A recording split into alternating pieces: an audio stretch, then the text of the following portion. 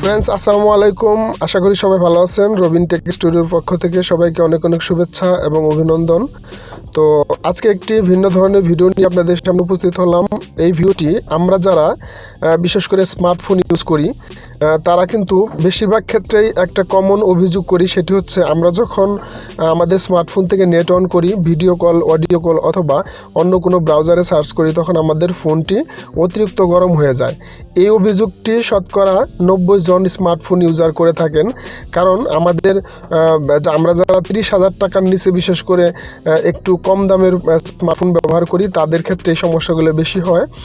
তো আরেকটি সমস্যা হচ্ছে যে আমাদের ব্যাটারি চার্জ অতিরিক্ত ফুরায় আর কি, তাড়াতাড়ি শেষ হয়ে যায়। আমরা যদি সকালে ফোনটি চার্জ করে নিয়ে বাসার থেকে বের হই, দুপুর পর্যন্ত ইউজ করলেই আমাদের ব্যাটারিটি লেস হয়ে যায়, শেষ হয়ে যায়। তো আরও একটি অভিযোগ, যেটি কমন অভিযোগ, সেটি হচ্ছে অতিরিক্ত ডাটা খরচ। আমরা ধরেন সাধারণ স্মার্টফোন ইউজার যারা, তারা তো সাধারণত মোবাইলে ডাটা ইউজ করি ভিডিও কলিংয়ের জন্য, ফেসবুক, তারপরে হোয়াটসঅ্যাপ, টুইটার এবং ইউটিউব চালানোর জন্য। তো আমাদের এই যে ডাটা খরচের যে একটা লিমিট, আমরা কিন্তু স্বাভাবিকভাবে বুঝতে পারি যে অনেক সময় আমাদের ফোনের ডাটা অতিরিক্ত খরচ হয়। তো এই যে তিনটা সমস্যা, ফোন অতিরিক্ত গরম হওয়া, তাড়াতাড়ি ব্যাটারি শেষ হয়ে যাওয়া এবং অতিরিক্ত ডাটা খরচ, এই তিনটা সমস্যা কিন্তু একটা স্মার্টফোন ইউজারের জন্য খুবই কমন তিনটি সমস্যা, এবং এই তিনটি সমস্যার মধ্যে আমরা সবচেয়ে বেশি ফেস করি। তো আজকের এই ভিডিওটি এই তিনটি সমস্যার একটি সমাধান নিয়েই আজকের এই ভিডিওটি।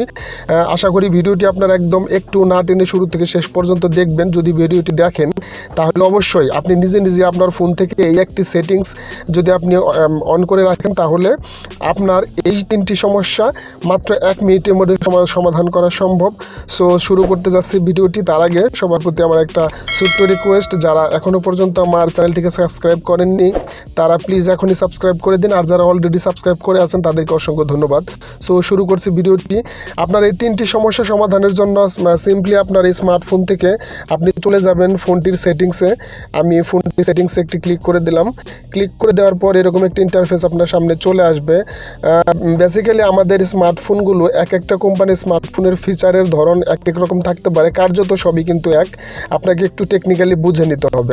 আমি এরকম একটি ইন্টারফেস আসার পরে এখান থেকে স্ক্রল করে জাস্ট আমি এই অ্যাপস অ্যান্ড নোটিফিকেশন এই অপশনটার মধ্যে একটি ক্লিক করে দেবো। আপনারা দেখতে পাচ্ছেন অ্যাপস অ্যান্ড নোটিফিকেশন। এই অ্যাপস অ্যান্ড নোটিফিকেশন আমি একটা ক্লিক করে দিলাম। দেওয়ার পরে এরকম একটি ইন্টারফেস আপনার সামনে চলে আসবে। এইখান থেকে আপনি যে কাজটি করবেন সেটি হচ্ছে, আপনি সিম্পলি এখানে দেখবেন যে আপনি যে অ্যাপসগুলো এই ফোনে ইউজ করেন সবগুলো অ্যাপসের একটা লিস্ট এখানে থাকবে। সিওল 59 অ্যাপস, আপনি যতগুলো অ্যাপস আপনার ফোনে ইনস্টল করছেন সবগুলো অ্যাপসের এখানে কিন্তু একটা লিস্ট আছে। জাস্ট আমি সিওল অ্যাপসে একটা ক্লিক করে দিলাম।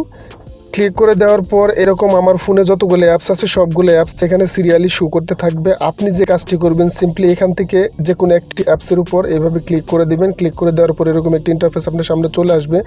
এরপর আপনাকে যেটি করতে হবে সেটি হচ্ছে, আপনি জাস্ট এখান থেকে মোবাইল ডাটা অ্যান্ড ওয়াইফাই এই অপশনটার মধ্যে একটি ক্লিক করে দিবেন। দেওয়ার পর এরকম একটি ইন্টারফেস আপনার সামনে চলে আসবে।